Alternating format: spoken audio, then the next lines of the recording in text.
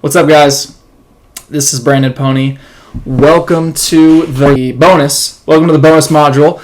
This is how to increase and how to grow and boost your credit fast. So we're going to talk about how I was able to make my credit score boost 97 points in 2 months and how you guys can do the exact same thing.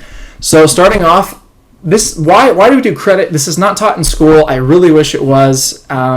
It's kind of something that everyone's kind of left out to dry, and if their parents don't know it, they sure won't know it unless they run into somebody that actually knows what they're talking about. So this is why this is so important. It's why boost your credit? Well, if you want to pay cash for everything, that's great, but usually when it comes to like eventually buying larger items in your life, when you not just finance, not like a car, but literally like a house, most people can't pay cash with a house. So if you have high credit, you're going to get a good interest rate. And there's a ton of other lists of things that you can do, just more freedom that you can have. But bottom line, and this is what it is. This is a little background about what a credit report or credit score is.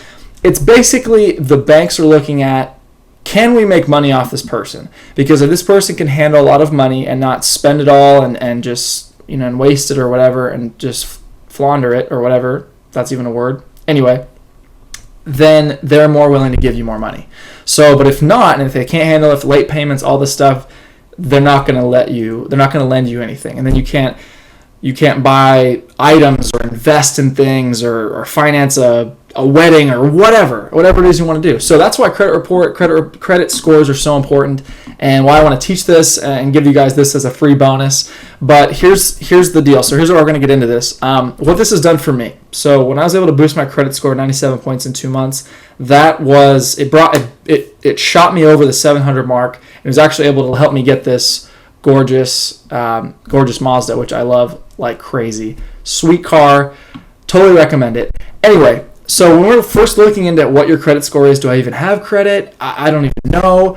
If you've ever financed anything, a car, a bed, a ring, super small items, any of those kind of things, you're going to have some credit. You're going to have some credit. And to find that out, this is what we're looking at right now. Let me move myself. Credit Karma.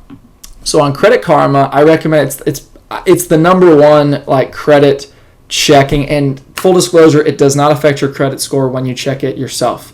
So when you're just finding out, I wonder what my credit is, and you look, it doesn't affect your credit score at all. So don't even trip about that.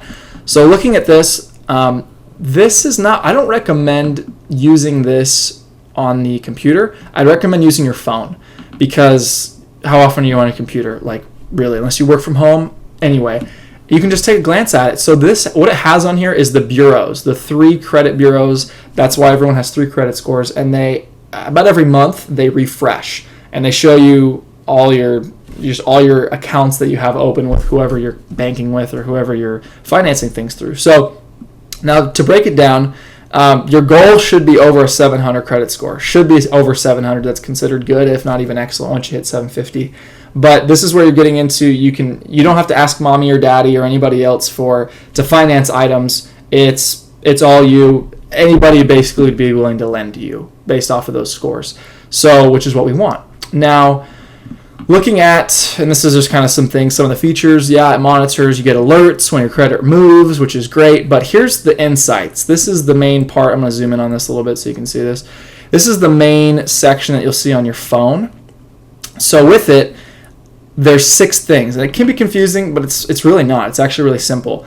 Here's listed at the top, high priority, so things that affect your score significantly, medium priority, and then a low priority at the bottom. So total transactions, or total accounts, hard inquiries when you're getting your credit checked, that's a low hit on your credit, FYI. So I'm going to explain these to you, and then I'll explain how you can boost your credit fast. So with the top 2, your credit card utilization, what that means is when you finance like an item, or if you have credit cards, my recommendation to you is not going to be finance more items. Don't get into more debt. That's not smart. But the things that you have right now, so let's say you financed a bed for $2,000. It's a fancy bed. $2,000, and you're paying that every month, $20 a month, whatever it is. Your credit limit that the bureaus see is a $200 limit, because that's what they gave you. That's what they've allotted you, is they lent you that $2,000 and you're paying it back currently. And of course that runs into the payment history of monthly payments, making sure that you're not late.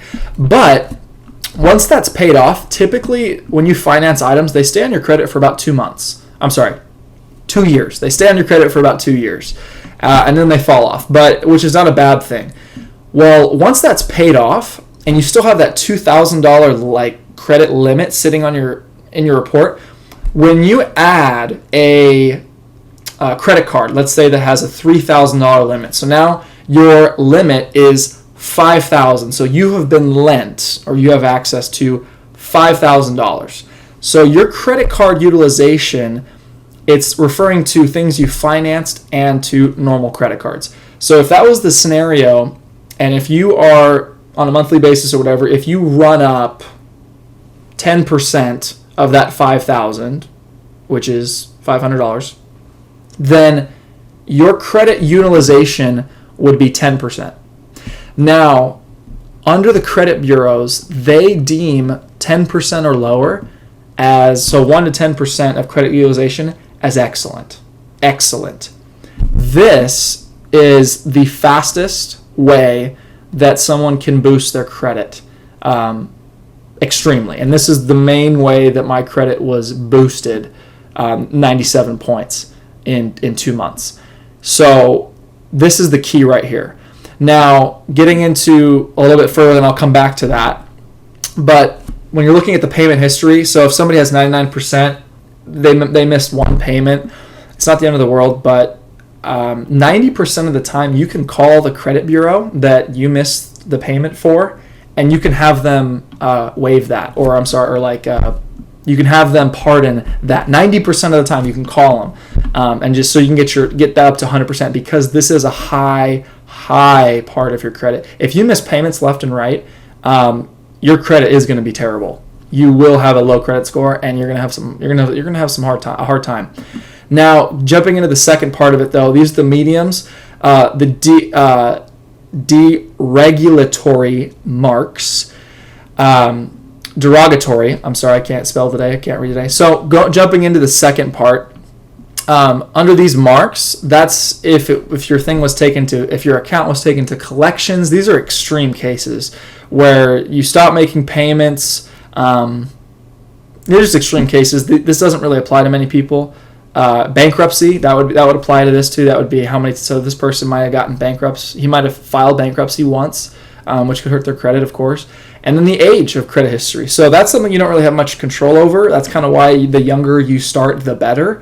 But so I've only had credit for like 2 years. So I'm no veteran. But the cool thing is once you understand how these work, you really can boost your credit extremely fast, because these are the front runners. These are the these are the big hitters right here. These two things. So, but as years go on, that's why people that are over like the age of 40 or 50, they typically have an 800, 840 credit score or whatever, and it's because they have probably no marks and they have their credit for over 9 years easily.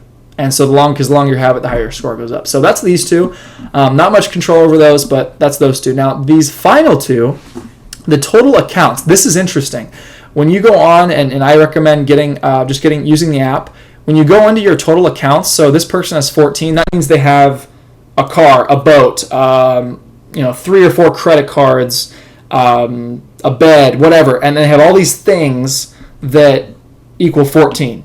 So they have 14 accounts that are just open and they're active, or at least they're on their credit. Some of them could have been paid off, and they're going to fall off, each one of them, after every 2 years. So they have 14 accounts. Ironically, their credit goes up with the more accounts that they have. So because again, these are the banks, these TransUnion, Equifax, and Experian, they're credit bureaus.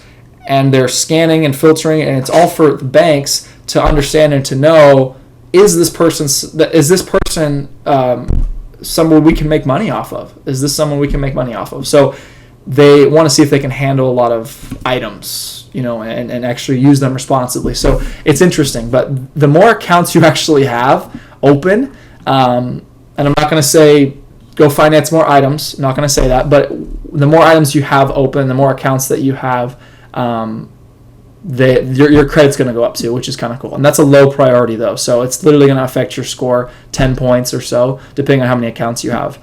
And the hard inquiries, lastly, with the hard inquiries, every time, like I said, when you check your credit on your own in any website that says free credit report now or whatever, it does not affect your credit at all, not even a point. When you check it yourself, you're okay, you're in the clear. But when somebody else checks it, so when we're looking at, financing a car or a credit card or anything like that, that is a hard inquiry. Now, the most hard inquiries, once you hit 9 hard inquiries, this will turn red, but your credit score is only going to go down 10, 15 points. Once you hit 9, that's like, on the scale, you'll see that's like, that one, it's like 9 plus. Now you're, more than that. And these fall off also every 2 years, the hard inquiries. But you don't have to worry about, it's not a thing to stress over because this is in the low category. Okay. So now kind of wrapping up and explaining what to do here. The credit card utilization, going back to that. So this is what I do recommend. Here's how to boost it fast. So when you're going to look at this, you're going to log in, you're going to take a look at that. How to boost it fast is when you apply for a credit card. Credit cards are not bad. I just explained that in the previous modules and how those work. But when you get a credit card and it's got a limit of $5,000, so your credit card utilization is X. So I'm sure you're probably going to be spending less than that per month. But whatever you're spending that around, your goal is to get a credit line increase. You can call the credit card company, whoever you're banking with or whoever you have the card through, and ask them for a CLI, which is a credit line increase. If you've been with the company for a while, then they will easily do that for you, and you'll qualify for it. So it's typically every 3 months that you can actually do that. You call them and ask for a CLI. A lot of the times, actually, they'll do it for you. One of my credit cards jumped from $5,000 to $7,500, and I didn't even do anything. I only had the card for three months, and they just boosted my limit because they saw that we were handling it fine. But the whole idea is, I think, going back to the other modules, when you're travel hacking and you're grabbing the bonus, and let me kind of go into this really quick. So we're going to do the Business Inc. Preferred card. So with the Business Inc. Preferred card, here's the bonus. Okay. So get rewarded right now. Here's your bonus spending, 80,000 bonus points after you spend $5,000 on purchases. So what you would do, and we've already explained this, spend the $5,000 in 3 months of opening, and then you're going to get that bonus, which is $1,000 towards travel, which is awesome.